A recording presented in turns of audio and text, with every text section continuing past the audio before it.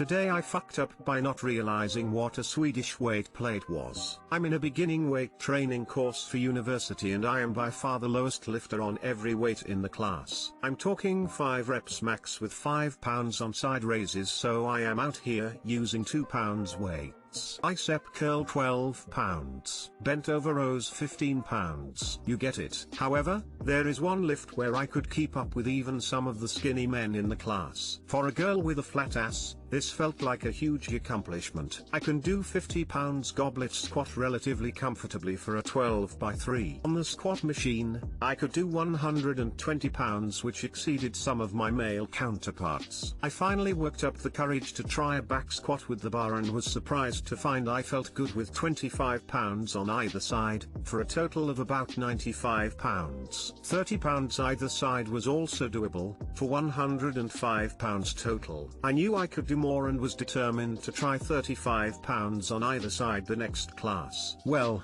yesterday was the next class and my partner/spotter was out sick, but I was feeling confident. I was comfortable on the 105 pounds bar squat, so I felt safe attempting 10 pounds more without a spotter. Error number 1, I guess. But the really today I fucked up came next. Well, TIFU I guess. Went to load up the bar with weight and noticed there were some cool colorful weights over on the ground near the squat rack. Some boys were crowding the regular weight plates, so I thought I could just use these colorful ones. I proceed to pick up the blue 20 and I was like, damn.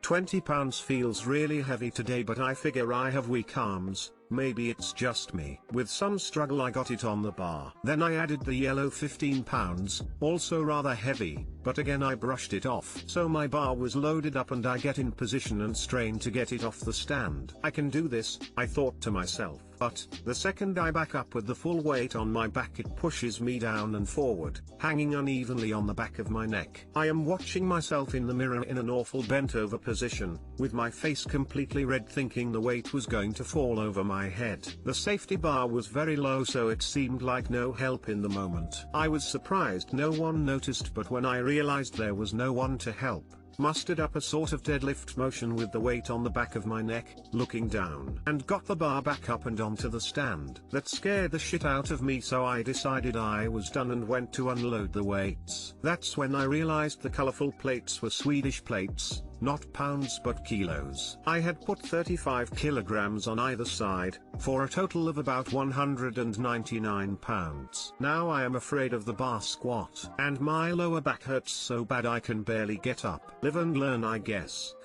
D. Note, this is a draft from a few years ago actually, but I thought I would post anyway since I just found it. Too long didn't read. I put my max weight, in pounds, on the squat bar, and not knowing the weight on the Swedish plates I used was in kgs. Did you go back, do more? Sadly I am still afraid of the bar. I did this exact same thing when I was in high school, except I was doing hex bar deadlifts. And my coach did realize it before I did my reps, but encouraged me to go ahead. In front of a whole class of 8th graders, touring the high school weight gym. It was supposed to be like 145 pounds but was actually 200. I got one good rep in, and then couldn't even lift the bar, haha. I weighed like 120 to 125 back then, but I've always had a round butt and thick thighs. Plus I loved squats and deadlifts. Over time they'll really help your lower back if you have good posture. Sounds more like you just set a new squat PR. They're not Swedish weight plates, they're SI. It's the system all other countries except USA, Liberia and Myanmar uses. The positive thing here is that you didn't get seriously hurt. Congrats on the new PR though. You didn't have anyone cheering you on or anything, and that takes serious determination. Hopefully this doesn't deter you from continue your weight training. Today I fucked up by having one of my son's first words be a bad word. NSFW. This happened on Christmas Eve. My son, who is almost 2, has slowly started to learn how to talk. Most of the time he just repeats stuff me or the wife say. I happen to have a very colorful vocabulary and am learning not to swear around the baby. Anyway, my parents were over that morning and gave him a few presents. One of these presents happened to be a toy phone. When he got it, I pretended to have a conversation with someone on it and passed it back to him. His little mind was blown and thought I was actually talking to someone. He grabbed the phone out of my hand and pressed it right up to his ear to hear what they were saying. As he heard nothing, he passed it back to me and the process repeated itself. This happened all day non-stop, and my conversations were getting shorter as I was trying to help my wife prepare for the following day. Later into the day, before we settled him for bed, he would not stop handing me the phone. And so for one last time I took the phone and politely told the imaginary person on the other end, "I'm not home. Now fuck off." And I proceeded to pass the phone to my son, who gladly took it and repeated the words "fuck off." It's been a few weeks and he's still saying it. I'm hoping if I ignore every time he says it, he'll soon forget it and repeat a different word I say. Too long didn't read. I told an imaginary person to fuck off and my 1-year-old son learned a new word. When my daughter was 4, she was in the car when my wife had an accident. When the fireman came to get her out, she told him, "Leave me the fuck alone. I am helping my mommy." If you're a churchgoer, I'd make sure he gets a babysitter and doesn't make it inside the chapel. Smile.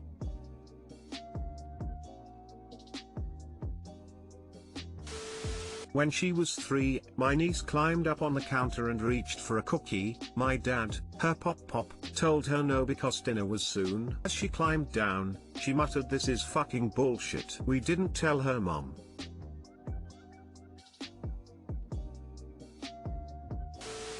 Record it and keep it in reserve. Shit, I never thought of that. Add it to the file of videos with his other firsts, lol. Ha ha ha ha, yay, break that habit ASAP. But man, you now have a story for his girlfriends and grandkids. The wife was beside me when it happened and she was not pleased. Still gets stared down whenever he says it in front of her.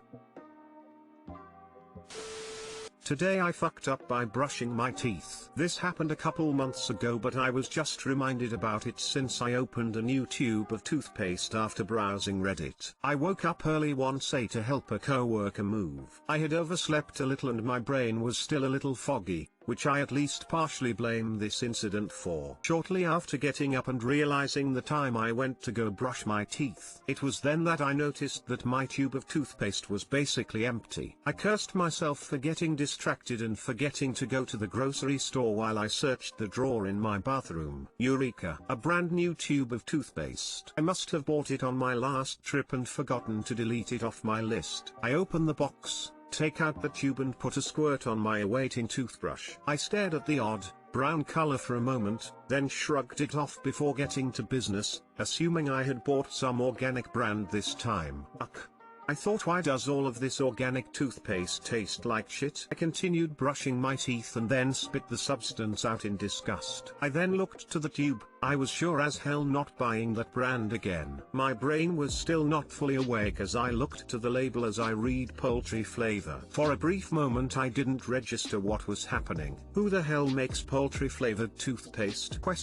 I wondered. Then I realized my mistake. It turns out I did remember to buy a replacement tube for some near empty toothpaste. It was just to replace my dog's tube, but not mine. The drawer for my pet's hygiene/medical supplies is the one below mine and I put it in the wrong place. Limited in time, I washed my mouth as much as I could and I went to help my co-worker with my breath reeking of morning breath mixed with low-grade meat. Thanks social distancing. Then promptly purchased a new tube, too, this time to protect my future self from myself. A nice cherry on top is I am a vegetarian. There was no actual impact on that front, but it just served to make me feel extra stupid. Too long didn't read. I brushed my teeth with meat because I forgot to get toothpaste and can't put stuff in the proper drawer.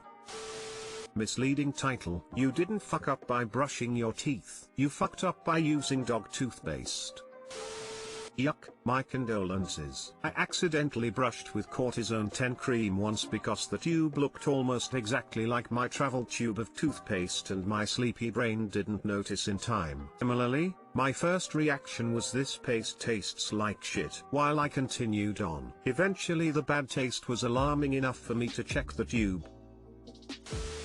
My mother-in-law actually used Nair. She couldn't see very well. I'd cow she didn't think the tube felt different, but she didn't. Ouch. Bet she figured that one out real quick. Hilarious. I couldn't figure out where you were going with the story and you had me laughing like a mad hatter. I am glad my unique blend of stupidity and dedication to my dog's dental hygiene could bring you joy. Yikes. Judging from the comments, at least it was still a kind of toothpaste, could have been worse.